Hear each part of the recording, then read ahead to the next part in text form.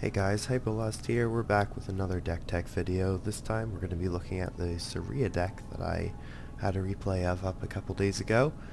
This deck focuses heavily on the card the Banshee. The idea is to just recur the Banshee as much as possible, killing off all their creatures, really grab board control, and then just beat them down with a bunch of little things. So, quick look at Seria herself. She specializes in dark magic and water magic. We aren't going to be using the dark magic at all in this deck. The water magic, on the other hand, is extremely useful. Some very powerful AoE spells. If we look at her stats, she starts with 1 might, 1 magic, and 2 destiny. The 4 levels to start off with is very nice. All of the heroes that don't have a third ability do start off with 4 levels instead of 3. So that just means that we're going to be able to hit our 4-5-4 even faster. And that is what we're going for. 4 might, 5 magic, and 4 destiny. So let's hop directly into the creatures. We're playing Moon Phoenix. Moon Phoenix is just a generally very good card. It's also going to help us manipulate our graveyard a little bit. Since we are playing the Boneyards, it's nice to remove the 2 drops that we don't want from our graveyard in order to manipulate the ones that we get from that Boneyard. The 2 drops are Neophyte Lich, Moonsilk Skeleton, and Hangman Tree. The combination lets us play the Boneyard on the front or back row. We get the Neophyte Liches on the back row, and either the Skeletons or the Trees on the front row. Typical 2-drop suite. We have our 2/0/4 shooter. This is pretty standard in most decks. Moonsilk Skeleton is also very solid. Typically you would see a 2/2/4 here in most decks, but the Moonsilk Skeleton has Crippling 1, so we sacrifice a couple stat points for it. I can guarantee it is worth it. The Hangman Tree is just a very good wall. We're going to be bringing it down in the early game just to try to slow them down. We are trying to get to turn 6, and it just so happens that starting at 1 might and 1 magic, when we get to turn 6 we'll be able to play exactly a Banshee with the stats that it requires, but we'll take a look at that when we get to it. For our 3s, we've got Vampire Knight and Untamed Wraith and Undead Minotaur. So 2 Untamed Wraiths and 2 Undead Minotaurs. I kind of want to play more Untamed Wraiths, but the Minotaurs are just too good to pass up on. Unfortunately, Incorporeal, as good as it is against cat decks, just isn't too good against the rest of the field. And the Undead Minotaurs, I mean, 2, 3, 6 stats. That's 11 stat points in total. That's just insane. The Undead Minotaurs are beasts. The Vampire Knights are also very good. They are immune to retaliation, even though they're a flyer, not a shooter, and Life Drain 2 means that they're going to be pretty hard to kill. You're basically gaining 2 health every single time you attack with them, because they aren't going to be taking that retaliation damage. The idea behind the Vampire Knights is you kind of bring them down on turn 3 and use them to mop up your opponent's 1 and 2 drops, because the 1 and 2 drops that have 2 attack have a really hard time actually putting a dent in this Vampire Knight. For our 4 drops, we've got Raya and Hasifa for our uniques. Raya, just generally very strong. The Hypnotize plus Frozen Touch lets her lock down entire rows completely by herself. Frozen Touch making it so that the creatures dealt damage by her can't attack on their next turn, and Hypnotize making it so that they can't move. Hasifa is just another solid unique creature. 7 health was very good, and whenever he kills something, you actually get a token that's a copy of that thing. So he kind of enthralls things as you kill them, which is really powerful. Our last 4 is 2 Archliches. Again, just very strong monsters. 3/1/6, immune to retaliation, just like the Vampire Knights. They kind of play a similar role. The life drain and 6 health make them very hard to kill, and the 3 damage is extremely relevant in the format. Our only 5-drop is Atropos. This kind of fits with our theme of just trying to get as many Banshees back as possible. Typically you want to play Atropos and grab 2 Banshees from your graveyard back. If you've been playing correctly, not letting your Banshees get banished, only using Seria's orders when you have the Broken Bridge, you should have 2 Banshees in your graveyard to grab by the time you're ready to play an Atropos. And the cornerstone of the deck, the Banshee. This card is just incredible.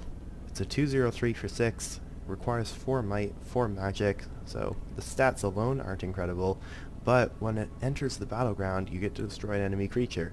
That means every single time you play a Banshee, it's a 2-for-1, and that's a pretty strong thing to do. Basically what the deck is trying to do is just play as many Banshees as possible. The nice thing is it's one of the few cards in the game that is completely unconditional removal. The only one that I can really think of is like Soul Reaver, I believe. And the Banshee is just Soul Reaver on a card, so, I mean, that's gotta be good. The nice thing about the Banshee, as opposed to Soul Reaver, is that it's also a creature, so Atropos grabs it, Seria's Last Orders, Seria's Legion grabs it, you can bring it back with an Altar of Asha, and we've got all those in the deck. The idea is just play a Banshee every single turn, starting on turn 6. Moving into the spells, we've just got 3 water spells. We've got 4 geysers. Geyser might actually be the best spell in the game.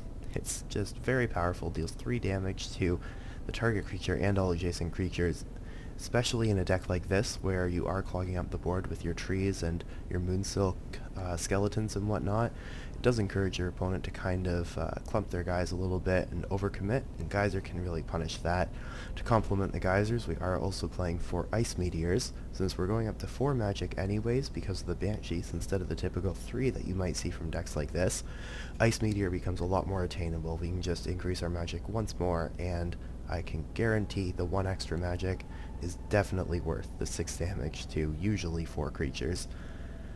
Ink Warrior is just here as a 5th Banshee. Unfortunately, this Banshee that you make doesn't go to the graveyard. It does get banished when it dies because it is actually a token, but you still get the enters the battlefield effect, so this is basically just a 5 mana, 4 magic, get a Banshee. Looking at the fortunes, we actually play more fortunes than you might see in the average deck, even though we aren't playing any campfires. We're actually going to start at the back here. We've got Seria's Last Orders. These are just going to be bringing our Banshees back. They do give them quick attack, so you get to deal 2 damage the turn they come out as well. Unfortunately, it banishes them at the end of the turn, so you won't be able to bring them back again, but we'll be talking about a little combo with that. We do play 1 Bone to Bone. One of the things you need to worry about with this deck is your entire board getting wrathed. You do build up quite the board, and we are going to be able to maintain it pretty well with our reanimation effects, but if you've got a whole bunch of little things and they cast like a Wrath or something, deal 5 damage to your entire board, then there's a good chance that you're going to not really be able to recover for that. Bone to Bone just kind of mitigates that a little bit. Seria's Legion, unfortunately we only get to play 1 of these. I would love to play a full 4 of these because they are just amazing. One of the best cards in the deck after the Banshee. As soon as one of your Banshees dies, you get Seria's Legion. Not only do you get it back, but you also then get to find the other 3 from your deck and just put them straight into your hand. So you get the free kill off of resurrecting the Banshee from the Seria's Legion, and then you also get 3 more Banshees in your hand to do whatever you want with in the future.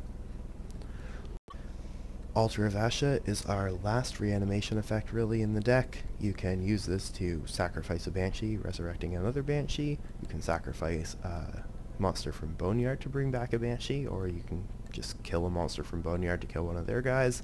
Thanks to Boneyard, we usually have extra stuff to use as a sacrifice, and it is kind of nice being able to put Banshees into our graveyard. Neat thing that you can kind of do is if you have a Banshee on the board, you can attack with it, sacrifice it to Altar of Asha, getting back another Banshee, killing something, then Seria's Last Order the Banshee, killing another thing, and attack with the Banshee again. Our last fortune is Broken Bridge, and normally you might only see 2 or 3 Broken Bridges in a deck. This deck plays the full 4, and the reason for that is because this is actually a combo with the Seria's Last Order. See, the monster only gets banished at the end of the turn if it's still in play. So you can Broken Bridge it back to your hand and it won't get banished. The combo here is if you have a Banshee in your graveyard, you can Seria's Last Order it out, kill something of theirs, attack with it, and then Broken Bridge it back to your hand. And when you do that, it won't get banished at the end of the turn. You'll have the Banshee in your hand, you'll get to play it to kill another creature. So essentially you're turning a Broken Bridge into a Banshee from your graveyard. You've already gotten the value from the Last Orders, and you're just getting even more value by Broken Bridging it back to your hand.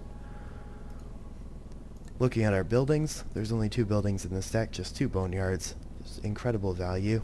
If we take a quick look at our 2-drops again, we can be getting Neophyte Liches, Moonsilk Skeletons, or Hangman Trees. All of those are pretty good to get every single turn for free. You can move them around, get multiples of them. Boneyard is just a very solid card. It should pretty much go into every single Necropolis deck that's playing any kind of 2-drops. Looking at our events, we play 4 Week of Knowledge. The reason for this is because we don't play any 1-drops, and even if we're going second, sometimes we won't really have anything to do on 2. So it's always good when you have a Week of Knowledge or 2 face-up, and you can just draw 1 or 2 cards for free. Also, because the board does tend to get a little bit full, sometimes we aren't doing stuff on every turn, and having random Leak of Knowledges lying around to draw cards is usually useful.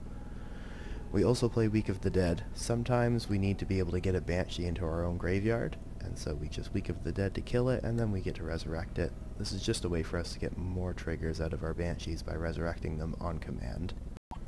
So that's the deck. I'm going to be hopping on ladder, I'm going to play a few games with it, and they'll be going up over the course of the next few days. I hope you enjoy.